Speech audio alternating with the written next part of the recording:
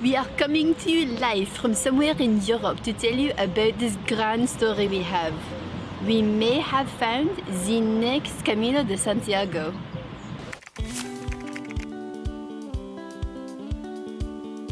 Good morning from the North Atlantic coast of Galicia. Bella and I are up at the crack of dawn. Today we're going on a nature hike so that we can show you a part of Galicia that probably not many people know.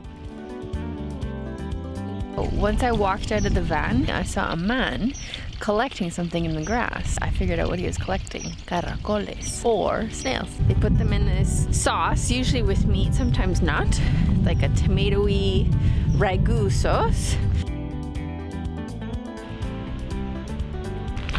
I've gotten into this habit of not always just looking forward, but also spinning backwards to see what's behind. Morning, Luis. Morning, Maria. This is what we came for. Alright, I guess this will be our marker for the day. For those of you who don't know Spanish or Gallegan or Portuguese, Camino dos Faros means Camino is like trail, walk, and Faros, lighthouses.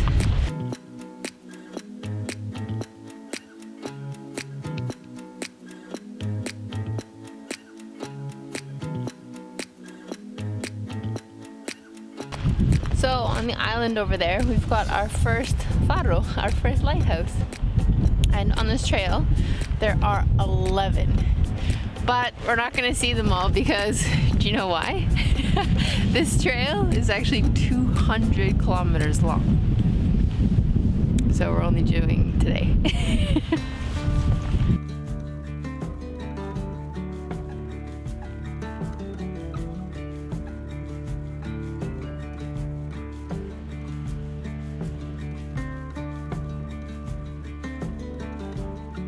So in December 2013, 4 Galicians sat down in a pub and figured out what could be the next Camino de Santiago. Right now, it's an unofficial trail.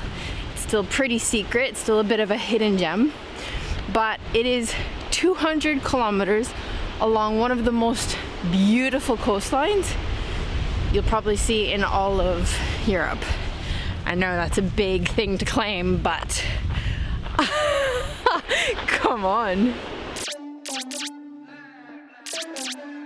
It's broken down into stages. So each stage is a day, and it's usually about 20 to 30 kilometers per stage. We're not doing the full Camino because, well, I gotta work, and I just learned about this 2 days ago. So we're going as much as we can today.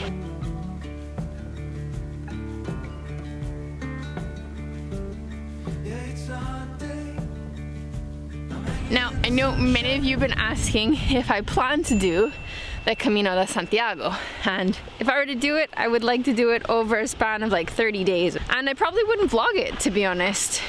I think it would be something that I would want to do to connect inwards, you know?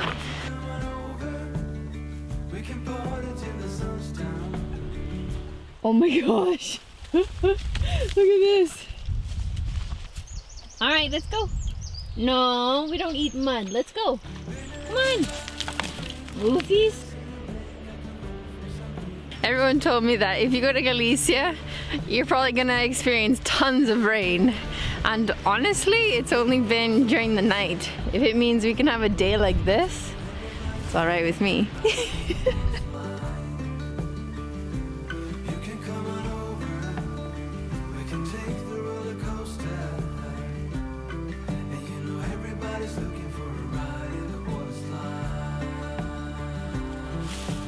So right now we're walking on the trails that fishermen use to get to their boats. Right here, this is where you can see that they would back their boats in.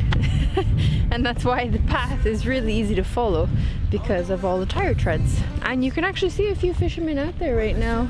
One looks like it's pretty successful because there's a lot of seagulls.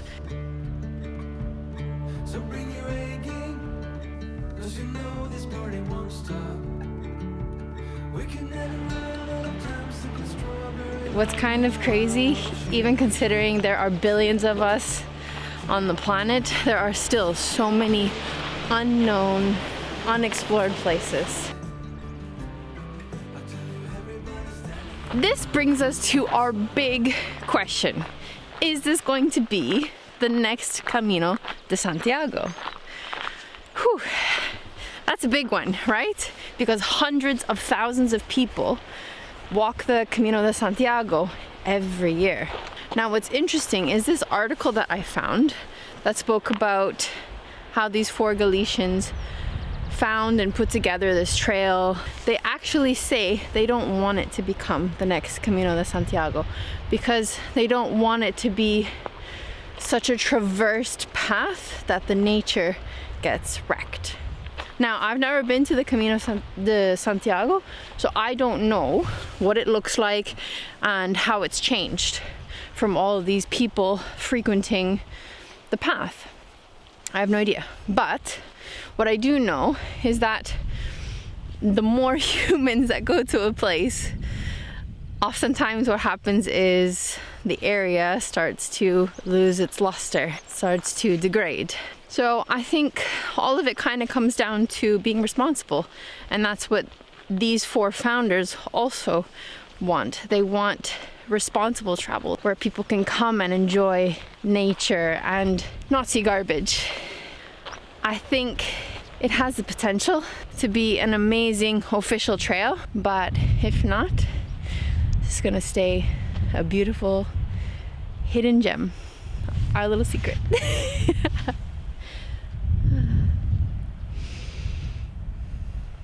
We would like to say thank you very much for watching, for hitting the like button, for your subscription. It really helps us out. And back to you, Natasha.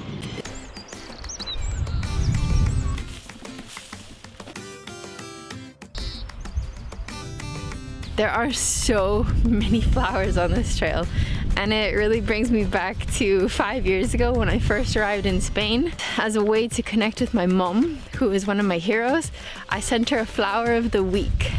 And I did that almost every week for the first year because there were so many different flowers that I had never seen before that I knew that she would love. So it just makes me think of her, and I feel like she's on this trail with me now.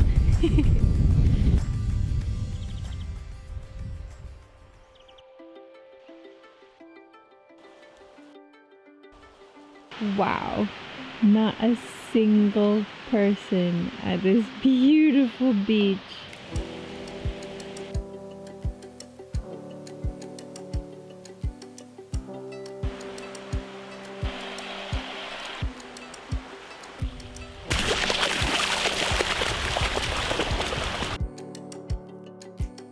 All right, and with that beach, that's the turnaround point. This was an amazing hike. Wow. Just really goes to show you don't have to travel to all of these different countries, faraway places.